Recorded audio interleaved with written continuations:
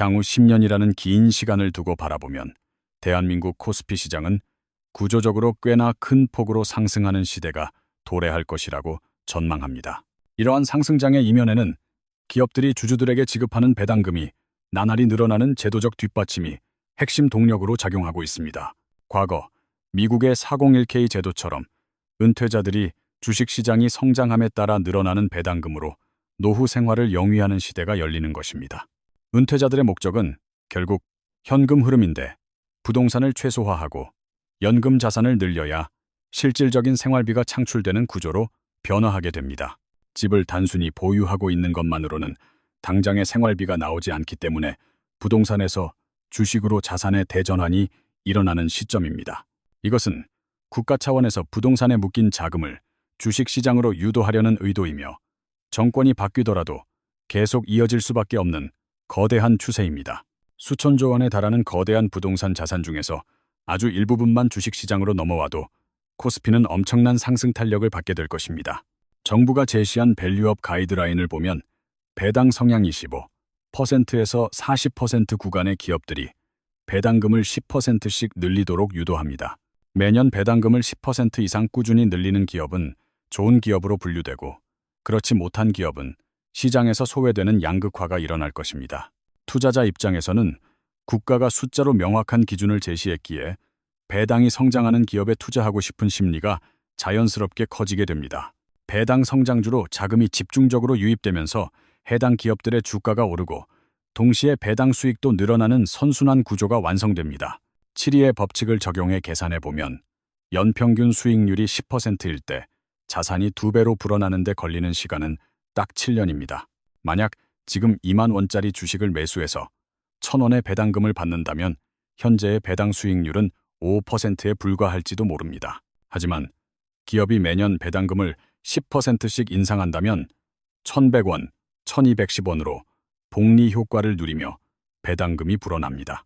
그렇게 7년 정도가 지나면 배당금 자체가 2,000원 수준에 도달하여 매수 원금 대비 배당 수익률이 10%가 되는 마법이 일어납니다. 이러한 성장 속도로 20년을 보유하게 되면 내가 투자한 원금 대비 배당 수익률이 무려 20%에 달하는 엄청난 자산이 됩니다.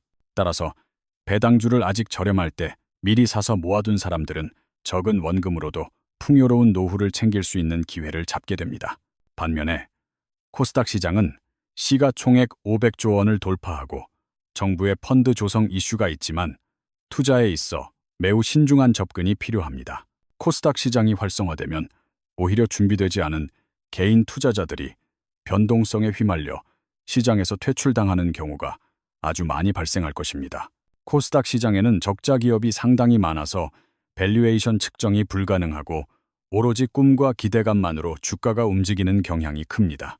테마주 전성시대는 거대 자본을 가진 세력들이 주도하는 판이지 개인이 주도할 수 없는 위험한 영역입니다. 좋은 소문을 듣고 매수하려고 차트를 보면 이미 주가는 고점에 도달해 있고 내가 사는 순간 하락하기 일쑤입니다. 마치 오락실에 두더지 잡기, 게임처럼 튀어오르는 종목을 뒤늦게 쫓아가며 헛된 뿅망치를 휘두르는 형국이 됩니다. 한 번 실패할 때마다 원금의 10%씩 녹아내린다면 10번만 실패해도 계좌는 결국 깡통을 차게 됩니다.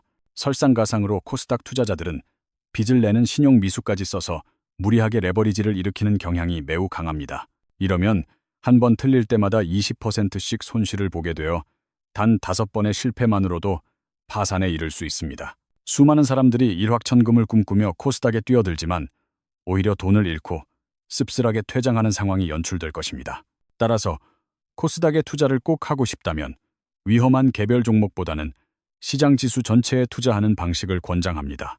혹은 ETF 상품을 통해 우량한 대형주 위주로 안전하게 접근하는 것이 그나마 승산이 있는 전략입니다. 게임이나 바이오, 그리고 2차전지 같은 주요 섹터의 대형주 ETF로 리스크를 분산해야 안전을 도모할 수 있습니다.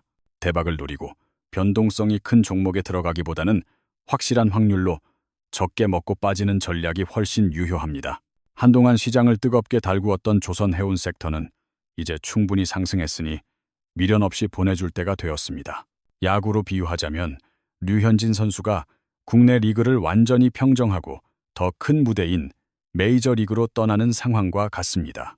이미 글로벌 기업으로 성장해버린 주식은 내 포트폴리오에서 놓아주고 새로운 유망주를 발굴하러 떠나야 합니다. 이미 다 자란 거물급 선수보다는 이정후 선수처럼 앞으로 무궁무진하게 성장할 잠재력을 가진 종목을 찾아야 합니다.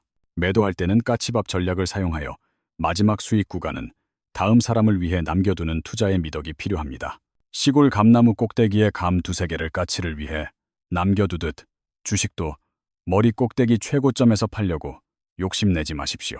내가 판 가격에서 5%에서 10% 정도 더 오를 여지를 남겨두고 떠나는 것이 심리적으로 편안합니다.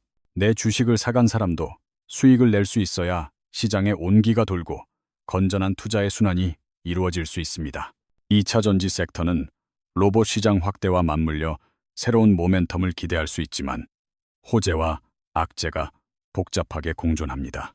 2차 전지 시장은 단순히 한국과 중국의 경쟁 구도로만 볼 것이 아니라 더 넓은 시야에서 대한기술을 경계해야 합니다. 미국은 EESS 설치 외에도 가상발전소라는 새로운 개념을 도입해 에너지 문제를 해결하려 합니다. 가상발전소는 낮에 남는 에너지를 밤에 필요한 곳으로 보내고 서로 실시간으로 전력을 사고 파는 효율적인 시스템입니다. 이렇게 개인 간 전력 거래가 활성화되면 굳이 거대하고 비싼 저장 장치 없이도 전력망을 안정적으로 유지할 수 있습니다. 따라서 ESS가 모든 에너지 문제의 유일한 정답은 아니며 테슬라 같은 기업들과의 경쟁도 더욱 치열해질 것입니다. 유럽 시장 역시 중국 제조업에 많이 의존하고 있어 한국 기업보다는 중국산 배터리를 택할 가능성이 구조적으로 높습니다. 결국 한국 배터리 기업은 국내와 미국 시장에만 의존하는 형태라 새로운 판로 개척과 기술적 해법이 절실합니다. 올해 주식시장과 서울 집값은 올랐지만 자영업 현장의 체감 경기는 바닥을 기는 극심한 괴리 현상이 나타나고 있습니다. 내수 부진의 가장 근본적인 원인은 돈이 시중에 풀려도 돌지 않는 돈맥경화 현상, 즉 회전율 저하에 있습니다. 한국은행이 돈을 아무리 많이 찍어내도 그 돈이 특정 자산에만 고여 있고 실물 경제로 흐르지 않는 것이 문제입니다. 내가 쓴 돈이 대형 온라인 플랫폼으로 들어가면 회전이 멈추지만 전통시장에서 쓰이면 여러 상인의 손을 거치며 돕니다. 특히 건설업은 도배, 인테리어, 이사, 청소 등 수많은 하청업체로 돈이 흘러가게 만드는 낙수 효과가 매우 큽니다. 그래서 정부는 경기가 어려울 때마다 내수를 살리는 가장 확실한 카드로 부동산 건설, 경기 부양책을 꺼내듭니다. 하지만 그동안의 공급 정책은 말로만 그치고 실제 착공으로 이어지지 않아 집값만 자극하는 부작용을 낳았습니다. 신축 공급이 부족하다 보니 희소성 때문에 강남 반포 같은 특정 지역의 신축 아파트 가격만 폭등하는 결과를 초래했습니다. 이제는 허울뿐인 계획이 아니라 실제로 땅을 파고 건물을 올리는 실질적인 공급 정책이 나와야 내수가 살아납니다. 지방 경제의 침체는 더욱 심각한데 지방 건설사들의 연쇄 부도가 지역 경제 전체를 위협하고 있는 상황입니다. 하청 업체들이 공사 대금을 받지 못해 줄도산하게 되면 지방 경제의 기반이 무너지는 악순환이 반복될 것입니다. 이를 해결하기 위해서는 1가구 1주택 규제를 완화하여 지방에 세컨드 하우스를 두는 것을 허용해야 합니다. 똘똘한 한 채라는 심리가 지방의 부를 서울로 빨아들이고 지방을 더욱 가난하게 만드는 주범이 되고 있습니다. 지방의 자산가들이 서울로 떠나면 지역 경제는 활력을 잃고 텅 빈 도시처럼 황량해질 수밖에 없습니다. 지방 부자들이 지역 내에서 소비하고 경제를 돌릴 수 있도록 유인하는 정책적 배려가 반드시 필요합니다. 작년 주식시장은 상승장이었음에도 불구하고 개인 투자자 10명 중 3명은 오히려 손실을 보았습니다. 수익을 낸 투자자들의 공통점은 우량주를 사놓고 시세판을 자주 들여다보지 않으며 진득하게 기다린 것입니다. 반면 실패한 투자자들은 조금만 올라도 팔아버리고 SNS를 보며 남들과 끊임없이 비교하며 조급해합니다. 소셜미디어에서 유행하는 종목 이야기를 듣고 들어갈 때는 이미 정보가 돌고 돌아 늦은 시점인 경우가 태반입니다. 미디어는 공포와 탐욕을 극대화하여 투자자의 이성적인 판단을 흐리게 만들고 잦은 매매를 유도하여 계좌를 망칩니다. 좋은 주식을 쌀 때 사서 묻어두고 본업에 충실하거나 취미 생활을 즐기는 것이 최고의 수익률을 올리는 비결입니다. 만약 지금 당장 현금 1억 원이 있다면 2026년을 바라보고 어디에 투자해야 할지 3가지를 꼽아보겠습니다. 첫 번째로, 엔화는 현재 시점에서 더 하락하기 어려운 바닥권에 있어 잃을 확률이 매우 낮은 안전한 자산입니다. 두 번째는 자산주인데 기업이 보유한 부동산 가치가 높고 이를 매각하거나 개발할 의지가 있는 회사를 주목해야 합니다. 이제 주식 투자는 단순히 기업 분석을 넘어 서울시 도시개발 계획과 부동산 가치를 함께 공부해야 하는 시대가 되었습니다.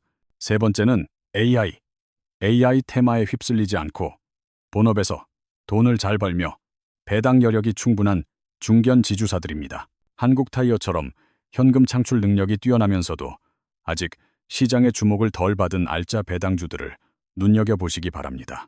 반면 금 투자는 신중해야 하는데 역사적으로 주식과 금이 동시에 오른 경우는 50년 만에 처음 있는 이례적 현상입니다. 주식이나 금 둘 중 하나는 조정을 받아야 정상적인 시장 균형이 맞춰지므로 지금 추격 매수하는 것은 위험할 수 있습니다. 기술주에 대한 동경도 좋지만 기술 없이도 자산 가치와 실적만으로 꾸준히 오르는 기업들이 여전히 많이 존재합니다. 남들이 다 아는 화려한 테마보다는 남들이 보지 못하는 저평가된 자산과 배당의 가치를 찾는 눈을 길러야 합니다. 결국 투자의 본질은 쌀 때 사서 비쌀 때 팔거나 남들이 떠난 자리를 지키며 과실을 나누는 여유에 있습니다. 다가오는 2026년에는 휩쓸리지 않는 소신 있는 투자로 여러분의 자산이 튼튼하게 성장하기를 진심으로 응원합니다.